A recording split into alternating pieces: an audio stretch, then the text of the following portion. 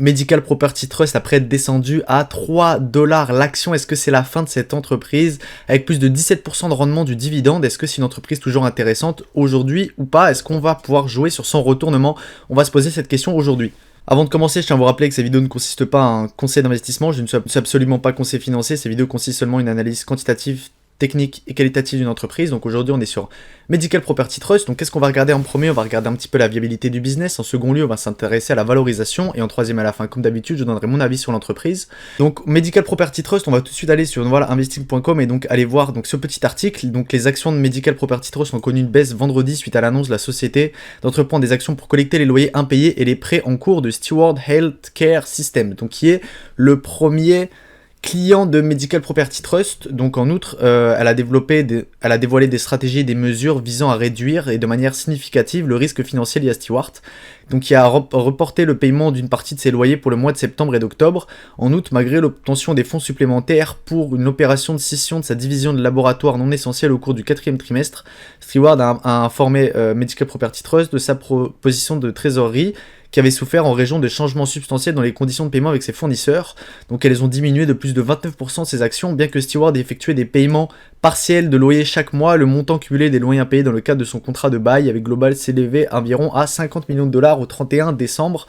Ce chiffre ne comprend pas les 50 millions de dollars environ qui ont été reportés ultérieurement et qui ne sont pas dus actuellement. Donc elle a engagé des consultants financiers et juridiques pour exploiter les options disponibles afin de faciliter le recouvrement des loyers impayés et des prêts non résolus. Donc ce qui nous intéresse, c'est-à-dire qu'aujourd'hui, niveau quantitativement, cette entreprise, elle va avoir quelques petits problèmes, c'est-à-dire que son revenu total va diminuer étant donné qu'elle n'arrive pas à percevoir tous ses loyers et donc son bénéfice, donc sa marge a donc diminué de manière drastique. Maintenant, ici, on le voit qu'en 2016, Medical Property Trust avait investi un peu plus de 50 millions de dollars dans cette entreprise qui aujourd'hui donc ne vaut plus rien.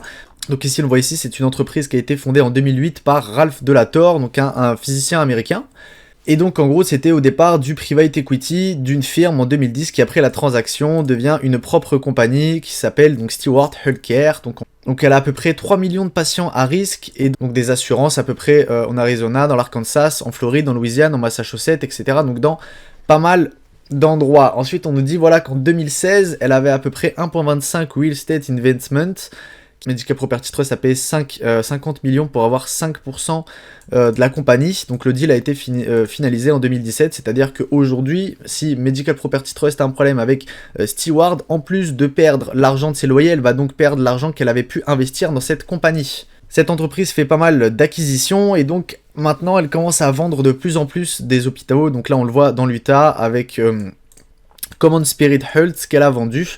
Ça c'est assez intéressant, ça veut dire que l'entreprise arrive potentiellement à se désendetter et essaye donc de vendre les parties de son business qui sont encore vendables, donc qui ont un bon intérêt. Donc là ici on le voit, on a à peu près 30 000 employés, 33 hôpitaux, 25 centres d'urgence, voilà, on a à peu près 8000 managers, donc on nous dit à peu près on a 2,2 patients annuellement et à peu près 12 millions de patients par an. Et donc on le voit ici, ça emploie des physiciens et un peu plus de 6 millions de patients en moyenne. Donc Medical Property Trust, aujourd'hui on sait que c'est son premier client et donc si son premier client est en défaut de paiement, aujourd'hui cette entreprise se retrouvera extrêmement mal en point.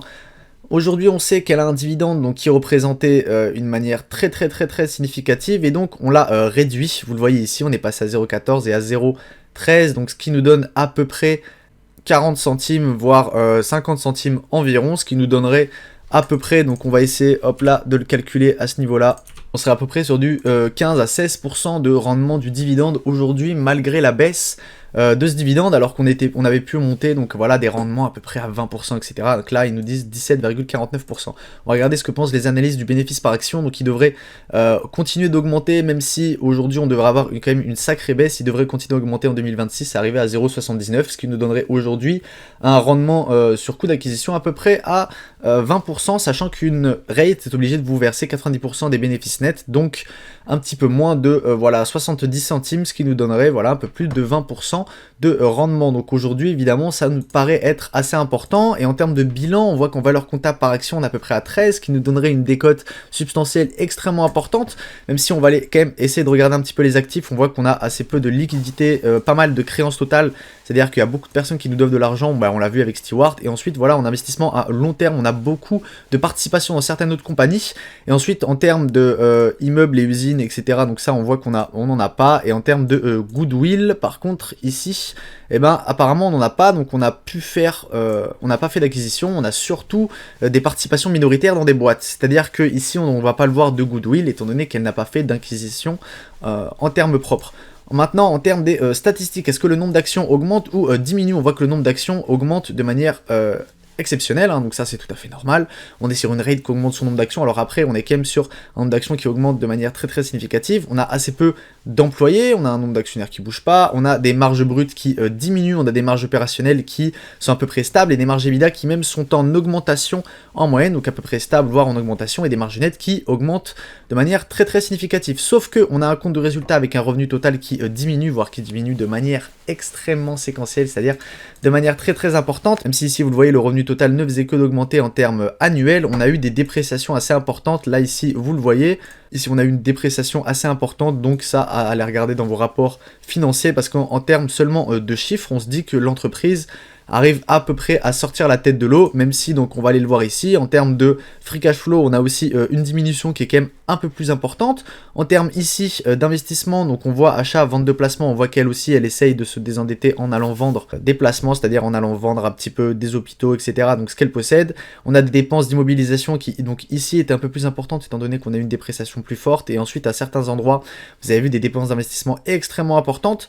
Et ensuite, qu'est-ce qu'on va faire d'autre avec notre cash? Donc on va aller émettre, bah là, à ce niveau-là, on a allé racheter des actions. Ensuite, on va aller racheter notre dette, parce que ça, c'est quand même extrêmement important. On va essayer de le représenter à peu près sur les EBITDA. Donc on a à peu près 10 milliards de dettes totales, et en termes annuels sur les EBITDA, est-ce qu'on peut voir ça à peu près? On a 1,25, ce qui nous donnerait à peu près 7 à 8 fois les EBITDA en termes de dette. Donc c'est quand même extrêmement important. Moi, je vous considérerais ça à peu près entre 5 à 7 au maximum pour une entreprise à peu près bien gérée, voire peut-être même en dessous. Aujourd'hui, on est quand même sur un sacré nombre, sachant que l'EBITDA serait tenté de baisser. Que là, si on le voit en termes en termes trimestriels, on a l'EBITDA qui a baissé de 20%, c'est-à-dire qu'on arriverait plutôt plus à 1 milliard, donc à 9 fois les EBITDA, voire peut-être même 10 fois les EBITDA en termes de dette, donc c'est quand même énorme. Donc maintenant, à vous d'aller écouter les conférences call pour savoir si l'entreprise a un intérêt d'aller se désendetter, ou est-ce que...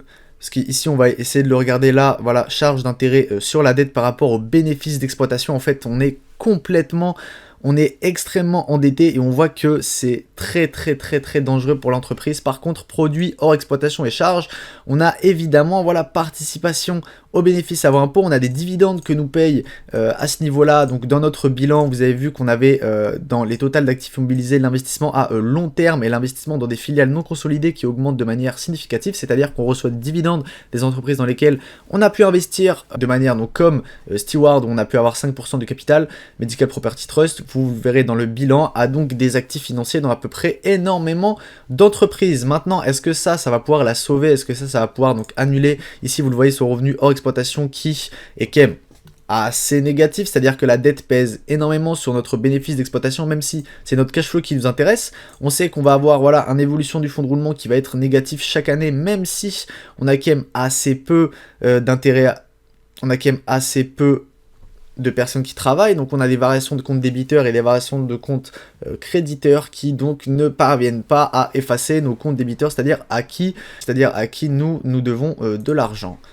Donc c'est une entreprise assez mal gérée dans l'ensemble. Maintenant, à vous d'aller voir si le management a un objectif pour essayer d'aller mieux gérer l'entreprise plus tard. En tout cas, aujourd'hui, ça n'a pas forcément d'être le cas quand on regarde les chiffres. Peut-être que si vous regardez le bilan et si vous regardez les derniers conférences call, peut-être que cette entreprise essaye de se reprendre. Je vous conseille d'aller le faire si vous voulez investir sur cette compagnie, même si le dividende reste assez attractif.